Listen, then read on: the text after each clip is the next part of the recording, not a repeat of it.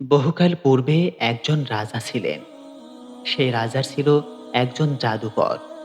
ওই জাদুকর বৃদ্ধ হলে একদিন সে রাজাকে বলল, আমি তো বৃদ্ধ হয়ে গেছি, সুতরাং আমার নিকট একটি ছেলে পাঠান, যাকে আমি জাদুবিদ্যা শিক্ষা দিব। বাদশাহ তার নিকট একটি বালককে পাঠিয়ে দিলেন। তিনি তাকে জাদুবিদ্যা শিক্ষা দিতে লাগলেন। বালকটি জাদুকরের নিকট যে পথ দিয়ে যাতায়াত করত, সে পথে ছিল এক সন্ন্যাসীর আস্তানা। বালকটি তার নিকট বসল এবং তার কথা শুনে মুগ্ধ হল। বালকটি জাদুকরের নিকট যাওয়ার সময় ওই সন্ন্যাসীর নিকট বসে তার কথা শুনত। ফলে জাদুকরের নিকট পৌঁছতে বালকটির দেরি হতো বলে জাদুকর তাকে প্রহার করত।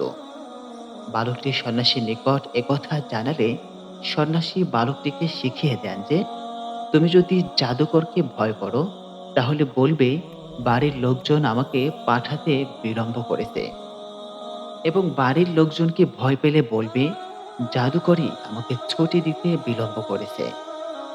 বালকটি এভাবে যাতায়াত করতে থাকে।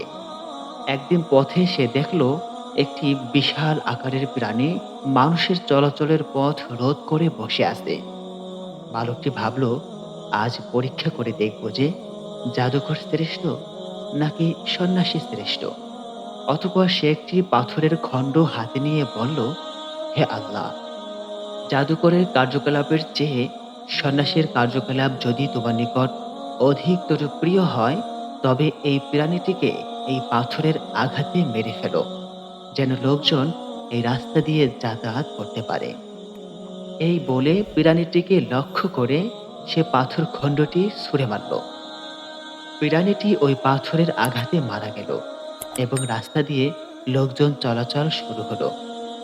এরপর বালকটি সন্ন্যাসীর নিকট গিয়ে তাকে ঘটনাটি জানালে তিনি বালকটিকে বললেন, বৎস, তুমি এখনই আমার চেয়ে শ্রেষ্ঠ হয়ে উঠেছ। তোমার প্রকৃত স্বরূপ আমি বুঝতে পারছি। শীঘ্রই তোমাকে পরীক্ষার সম্মুখীন হতে হবে। যদি তুমি পরীক্ষার সম্মুখীন হও, তাহলে যেন আমার কথা প্রকাশ করে দিও না। বালকটির দোয়ায় জন্মান্ধ ব্যক্তি চক্ষুষ্মান হতে লাগলো, কুষ্ঠ বেদিগ্রস্ত ব্যক্তি নিরাময় হতে লাগলো, এবং লোকজন অন্যান্য রোগ হতেও আরোগ্য লাভ করতে লাগলো। এদিকে রাজার একজন সহচর অন্ধ হয়েছিল। সে বহু উপঢৌকন সহ বালকটির নিকট গিয়ে বলল, তুমি যদি আমাকে চক্ষুষ্মান করে দাও, তাহলে এই সবই তোমার। বালকটি বলল, আমি তো কাউকে আরোগ্য করতে পারি না, বরং রোগ ভালো করেন মহান আল্লাহ তাআলা। অতএব আপনি যদি আল্লাহ তাআলার প্রতি ঈমান আনেন, তাহলে আমি আপনার রোগ মুক্তির জন্য আল্লাহ তাআলার নিকট দোয়া করতে পারি। তাতে তিনি হয়তো আপনাকে আরোগ্য দান করতে পারেন। ফলে লোকটি আল্লাহ তাআলার প্রতি ঈমান আনল, আর আল্লাহ তাআলা তাকে আরোগ্য দান করলেন। পূর্বের ন্যায় তিনি রাজার নিকটে গিয়ে বসলে রাজা তাকে জিজ্ঞেস করলেন, কে তোমাকে দৃষ্টিশক্তি ফিরিয়ে দিল? সে বলল, আমার রব। রাজা বললেন, আমি ছাড়া তোমার রব আছে কি? সে বলল, আমার এবং আপনার উভয়ের রব হলেন আল্লাহ। এতে রাজা তাকে ধরে তার উপর নির্যাতন চালাতে থাকে। অবশেষে সে বালকটির নাম প্রকাশ করে দিল। অতঃপর বালকটিকে রাজার দরবারে আনা হলো। রাজা তাকে বললেন, বৎস, আমি জানতে পারলাম যে তুমি তো আমার জাদুর গুণে জন্মান্ধ ও কুষ্ঠ ব্যাধিগ্রস্ত লোকদের রোগ নিরাময় করছো এবং অন্যান্য কঠিন রোগও নিরাময় করে চলছো। বালকটি বলল, আমি কাউকে রোগ মুক্ত করি না, রোগ মুক্ত করেন আল্লাহ তাআলা। তখন রাজা তাকে পাকড়াও করে তার উপর উৎপীড়ন চালাতে থাকেন। এক পর্যায়ে সে সন্ন্যাসীর কথা প্রকাশ করে দিল। তখন সন্ন্যাসীকে ধরে আনা হলো এবং তাকে বলা হলো, তুমি তোমার ধর্ম পরিত্যাগ করো।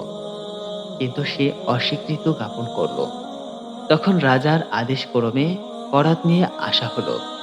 তিনি তা তার মাথার মাঝখানে বসালেন এবং তার মাথা ও শরীর চিরে দ্বিখণ্ডিত করে ফেললেন।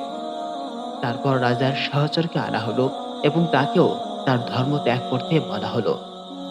কিন্তু সেও অস্বীকৃতি জানালে তাকেও করাত দিয়ে চিরে দ্বিখণ্ডিত করা হলো। তারপর বালকটিকে হাজির করে তার ধর্ম পরিত্যাগ করতে বলা হলো। বালকটিও নিজ ধর্ম পরিত্যাগ করতে অস্বীকার করল।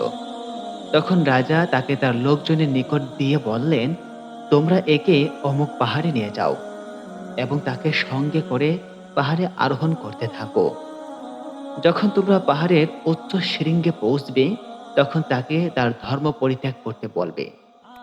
সে যদি অস্বীকার করে, তাহলে তোমরা তাকে সেখান থেকে নিচে ছুঁড়ে ফেলে দিবে।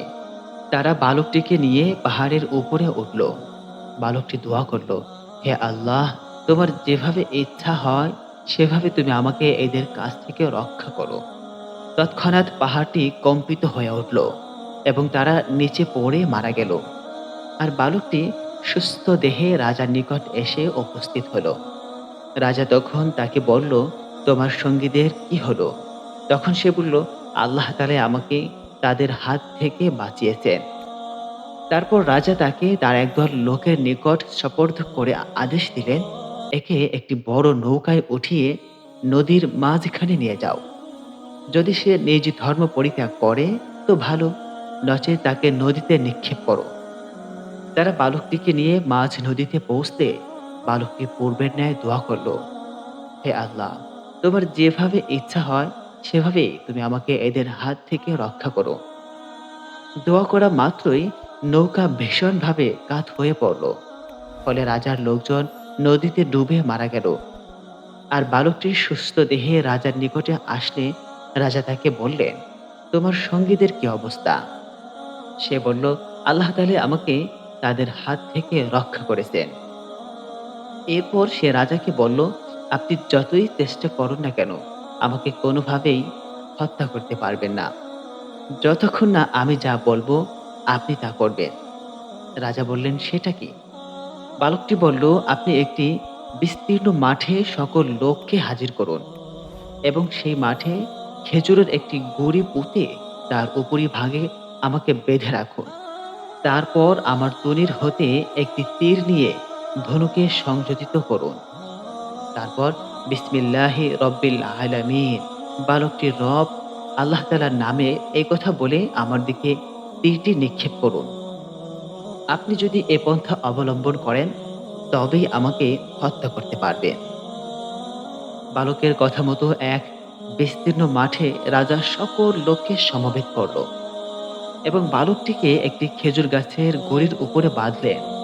তারপর রাজা বালকটির তনির হতে একটি তীর নিয়ে ধনুকের মধ্যভাগে সংযোজিত করলেন।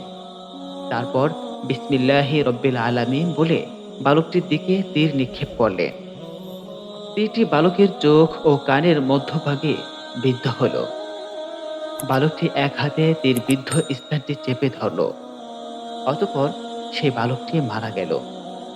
এই দৃশ্য দেখে উপস্থিত জনগণ বলে উঠল, আমরা বালকটির রবের প্রতি ঈমান আনলাম, আমরা বালকটির রবের প্রতি ঈমান আনলাম, আমরা বালকের রবের প্রতি ঈমান আনলাম।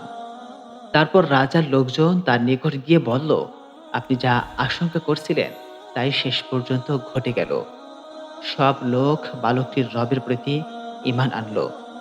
তখন রাজা রাস্তাগুলির চৌমাথায় প্রকাণ্ড গর্ত খনন করার নির্দেশ দিলেন। তার কথা মতো গর্ত খনন করে তাকে আগুন প্রজ্বলিত করা হলো। তারপর রাজা হুকুম দিলেন, যে ব্যক্তি বালকের ধর্ম পরিত্যাগ করবে না তাকে ওই আগুনের মধ্যে নিক্ষেপ করে পুড়িয়ে মারো, অথবা তাকে বলবে, তুমি এই আগুনে ঝাঁপ দাও। রাজার লোকেরা তার হুকুম পালন করতে লাগলো। ইতিমধ্যে একজন রমণীকে তার শিশু সন্তান সহ উপস্থিত করা হলো।